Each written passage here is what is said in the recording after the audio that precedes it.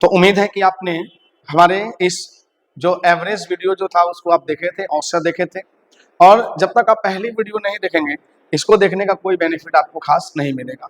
तो हमारे पहले वीडियो को देखें, अभ्यास करें, प्रैक्टिस करें और उसके बाद आप देखें। देखिए, ये आपके जितने भी आपका एग्जाम होने वाला है, पॉलिटेक्निक, पारा मेडिकल, ITI, इसके साथ साथ जितने भी एग्जाम होते हैं, एसएससी, रेलवे, बैंक वगैरह, सभी एग्जाम्स के लिए काफी महत्वपूर्ण ये आपका अनुपात समानुपात का जो ये टॉपिक है, बहुत ही बेहतरीन। आप इसको अच्छे से अभ्यास करें। देखो, प्रश्न में बोला कि एक परीक्षा में n विद्यार्थियों द्वारा प्राप्त अंक, n विद्यार्थियों ने कितने अंक प्राप्त किए बच्चे?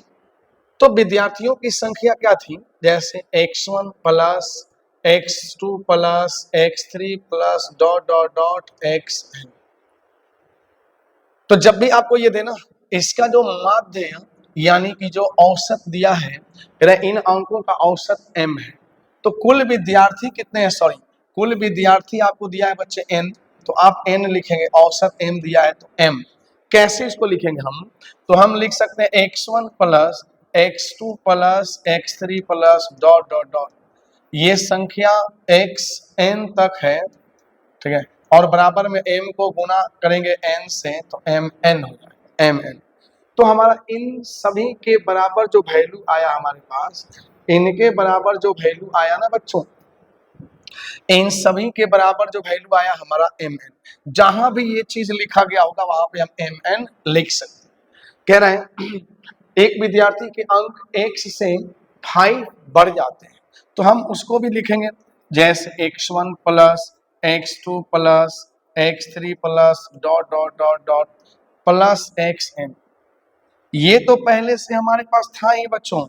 एक विद्यार्थी के 5 अंक बढ़ गए, अब ये 5 अंक x1 में बढ़े तो आप x1 प्लस 5 भी आप लिख सकते हैं, या लास्ट में भी 5 को लिख सकते हैं, कोई दिक्कत नहीं, ठीक है।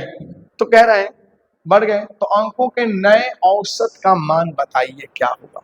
तो सबसे पहले ना हम इसको क्लियर करेंगे, और इसको क्लियर कैसे करेंगे? तो x1 plus x2 plus x3 बच्चे, और यहाँ पे xn, इन सबको लिखेंगे बटा में n, और प्लस में हम इसको 5 बटा n लिख सकते हैं। तो मुझे एक बात बताइए, इसके बराबर में वैल्यू हमारा कितना आया था, है ना? यहाँ पे ये n गुना कर दी हमने, इसके बराबर में कितना आया था वैल्यू बच्चों, ठीक है। इन सबको हमने जोड़ा था तो हमारा वैल्यू आया था mn, ठीक है। या यूं कहें कि अगर इतना ही दिया है तो इसके बराबर में वैल्यू क्या आया था? m आया था। तो क्या हम इसके जगह पर m लिख सकते हैं? तो यस, इसके जगह पर हम m लिख सकते हैं, m प्लस 5/n। जब हम दें n LCM हो जाएगा, हम इसको ऐसे भी लिख सकते हैं nm प्लस 5 और बटा में n। और बच्चों यही हमारा आंसर होगा, ऑप्शन नंबर 4, ये हमारा आंसर। तो बेहद आसान सा क्वेश्चन है, लेकिन हमने ये रखा खास करके ज्यादातर इस तरह के क्वेश्चन एग्जाम में पूछे जाते हैं। अगला है कि 10 संख्याओं के माध्य का मान 6 है। मान लीजिए कि एवरेज, तो हम योग निकालेंगे।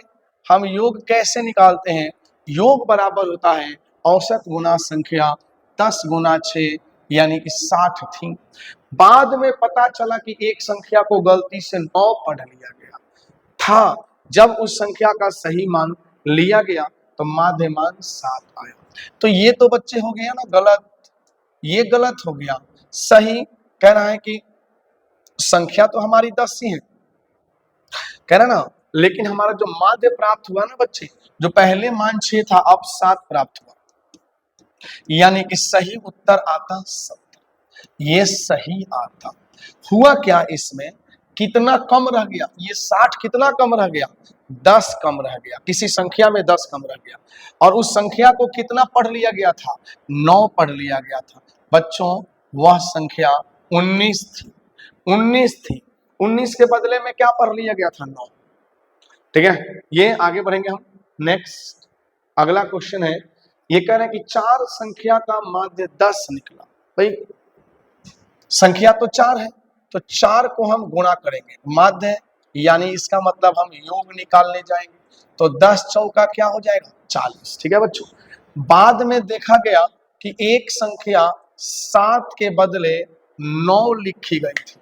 भाई 7 के बदले 9 लिखना था, 7 लिखा गया था 9, 2 एक्स्ट्रा ले लिया गया था, एक्स्ट्रा को हम माइनस करते हैं, यानी ये गलत वाला था बच्चों और ये सही योग था, ये सही योग था।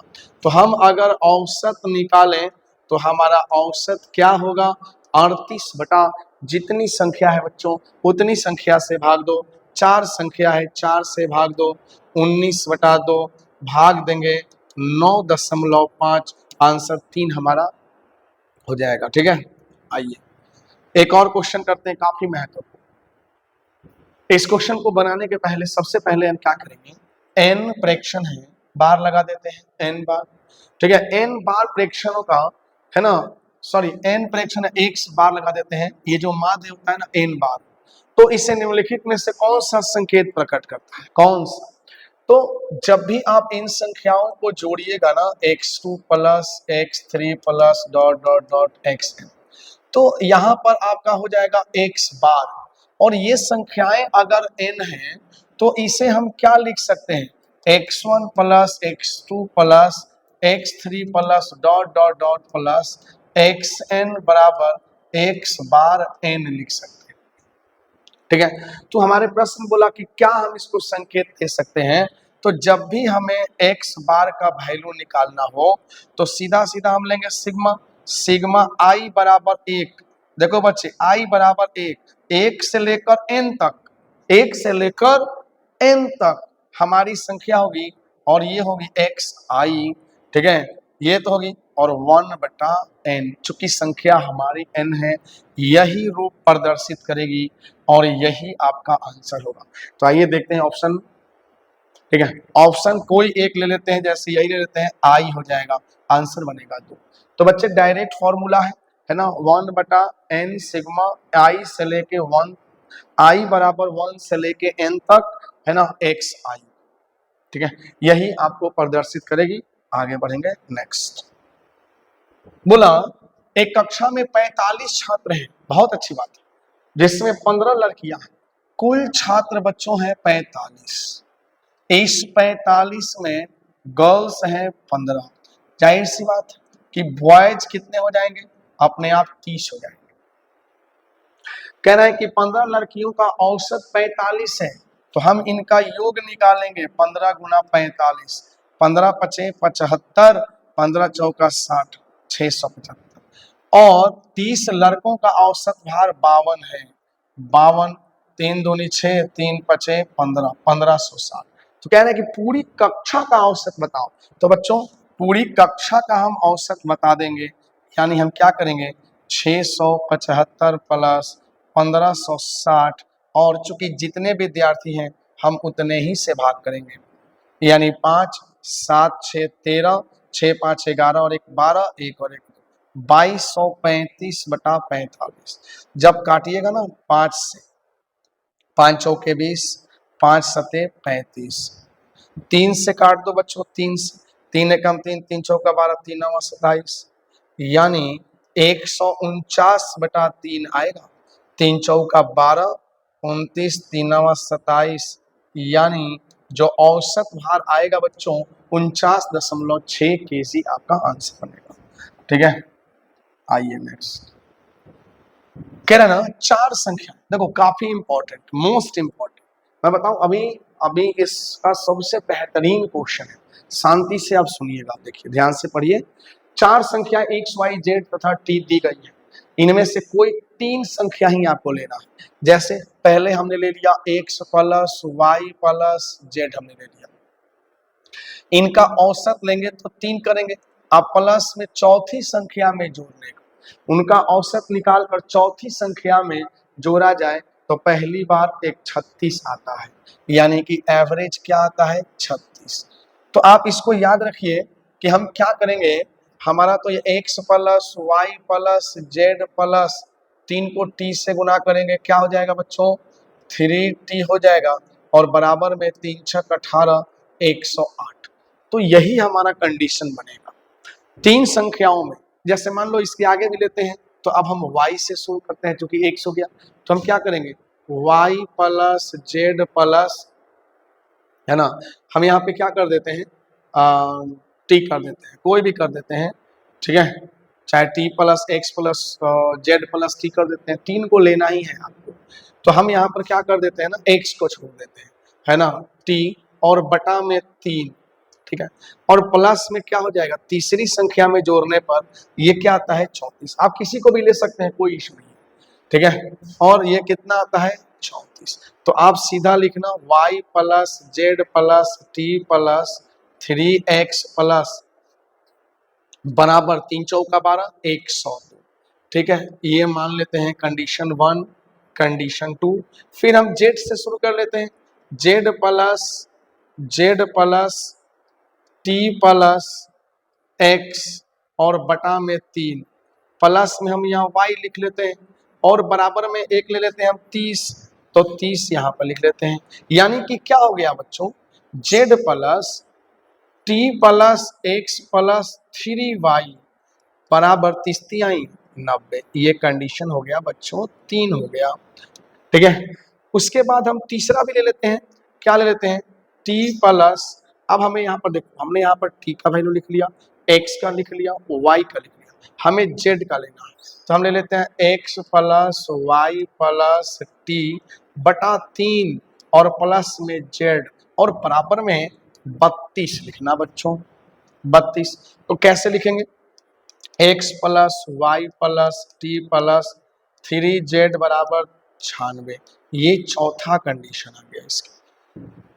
तो ये 3 हमें लेना ही था, 3 का करके। आप एक बार में अगर आप प्रैक्टिस करेंगे ना, तो बस आपको बार बार ये सब लिखने की जरूरत नहीं पड़ेगी, ये कहीं बार में काम हो जाएगा। उसके बाद हम इन सबको जोड़ेंगे, जब इन सबको जोड़ेंगे ना बच्चों, इन सबको हम जोड़ेंगे, तो जोड़ने के बाद जो वैल्यू आएगा वो वैल्यू क्या आएगा, देखो इसको अगर हम जोड़ें, X plus Y plus Z plus 3t बराबर 108, फिर इसको जोड़ें y plus Z plus T plus 3x बराबर 102, फिर इसको जोड़ें z plus T plus x plus 3y बराबर 90, फिर इसको जोड़ें x plus Y plus T plus 3z बराबर 96। इन सबको जोड़ेंगे ना बच्चों, तो देखो क्या आएगा।